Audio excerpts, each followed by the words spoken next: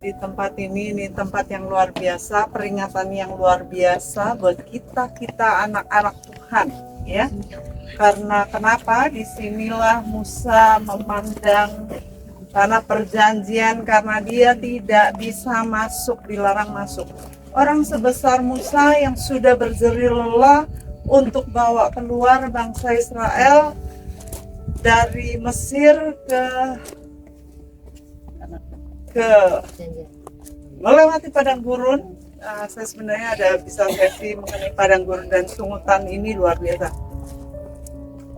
Pertama, bangsa Israel dulu, kenapa mereka tidak bisa masuk? Bisa nggak kebayang? Yang harusnya cuma 11 hari, mereka karena ketidaktaatan, karena bersungut-sungut, mereka harus tempuh bukan 40 hari. Ya. Nah, ini bukan 11 tahun ke 40 tahun, tetapi 11 hari ke 40 tahun. That's unthinkable. Sia-sia banget hidupnya dihabiskan di padang gurun, bersungut demi sungut, ujian demi ujian. Kalau ujian satu nggak lulus, itu ada hair kan? Ujian tambah lagi, masih tambah lagi, masih belum belajar, akhirnya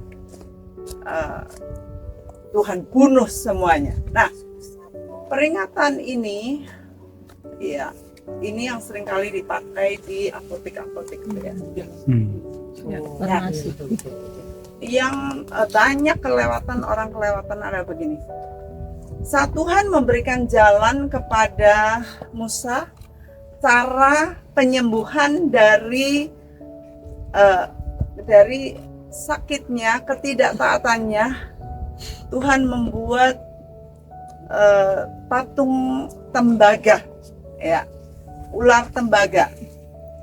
Lalu mereka mulai datang lihat itu patung, wah sembuh. Sakit lagi, aci, gitu, keluar, lihat lagi, sembuh. Bisul, datang lagi, lihat sembuh.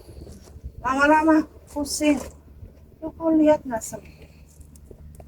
Kita kasih sajen, ya. Kita kasih kembang, kita kasih apa lagi? Kepala unta lah, ya. Kepala, kalau di negeri kita kepala babi, ya, kepala kerbau. Sampai dikasih sarung dan sebagainya. Sampai 400 tahun. Jadi mereka pelihara ini, yang mereka kasih nama Nehustan. Ya, ingat ya, Nehustan namanya. Nah, sampai 400 tahun kemudian muncullah seorang raja yang Tuhan pakai untuk bantai ini, hancurkan. Kenapa? Orang Israel sudah mulai menyembah Nehustan. Mereka tidak lagi mencari Tuhan untuk jawaban. Kayak kita tuh, contoh saya. Waktu kecil, orang tua saya kalau sakit pasti kasih Dekolgen. Ya. Sakit apapun Dekolgen. Sehingga saya terbiasa dengan Dekolgen. 1 Dekolgen itu nggak mempan. Pasti tiap minum 2 gitu ya. Minum lagi 2. Misalnya pagi, aci gitu ya, 2.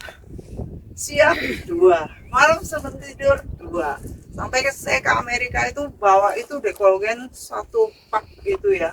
Itu luarnya dicopot itu supaya yang ada yang warna itunya aja, silvernya itu ya. Banyak gitu. Apapun iya sembuh, tetapi enggak gimana gitu ya. Tapi itu nolong banget. Setelah itu saya mulai enggak mempan gitu ya. Ke dokter kasih obat lain, obat baru mempan gitu ya. Kemudian minum obat itu, sakit yang sama, cari obat itu lagi. Kita gitu kan? Iya. Nah, saya batuk waktu lalu, wow, minum Activate. Wah, kok bagus ya, sembuh ya. Cari Activate, tiap kali batuk, kok lama-lama nggak sembuh. 2-3 botol kok nggak sembuh, gimana ya? Tapi ya nggak tahu caranya, gitu. Activate aja. satu kali ke dokter. Dokter kasih bukan ke dokter ya, ke apotek. Apotek bilang ini loh Sanadril bagus gitu ya. Benar-benar juga sembuh loh pakai Sanadril gitu. Udah tinggalin aktifan ya. Nah, kita itu akhirnya Sanadril nggak sembuh. Jadi kita itu adalah people of habit. Ya, kalau sudah habit ini bagus, kita pikir kita terus fokus kepada habit yang lama. Sedangkan Tuhan itu untuk setiap persoalan baru, persoalan hari ini, Tuhan punya jawaban hari ini sambil jalan. Jadi harap kita ngambil jawaban masa lalu. Ya. Kita harus belajar untuk cari thank you sama kita harus mencari jawaban untuk hari ini fresh from the oven ya. Kita cari Tuhan. Nah, untuk itulah saya sudah mengajarkan kepada kalian-kalian yang dibaptis bahwa tanya Tuhan, tanya Ruach HaKodes di dalam segala perkara. Di dalam apa yang saudara hadapi, tanya Ruach HaKodes. Jangan terbiasa dengan nyomot jawaban masa lalu. Ya. Nah, demikian juga dengan Musa.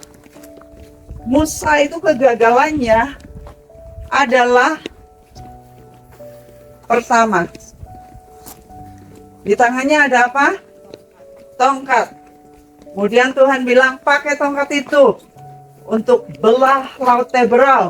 Dia pakai. Kemudian bawa tongkat itu, kamu ngomong sama batu. Tapi karena dia terbiasa pakai tongkat, dia pukul itu batu. Saat Tuhan ngomong, jangan pukul, tapi cuma ngomong. Nah, disinilah kegagalan Musa. Seperti kita, kebiasaan dengan sesuatu, kita melakukan sesuatu. Tapi kita belajar hari ini, kita bertanya kepada Tuhan untuk Ya mau toilet? semua masalah-masalah kita, ujian-ujian kita yang baru, yang hari ini Ada yang mau toilet ya? kita nanyanya kepada Tuhan, bukan kita ngambil jawaban lama. Ya, jawaban lama sudah tidak mempan. Demikian Nehustan itu menjadi peringatan buat kita semua agar kita tidak pandang kepada jawabannya, tetapi kita pandang kepada Tuhan. Kasihan sekali Musa dengan dia melakukan hal yang sama tanpa dia dengaran dia nggak bisa masuk ke negeri perjanjian. Dan Tuhan berkata begini, kamu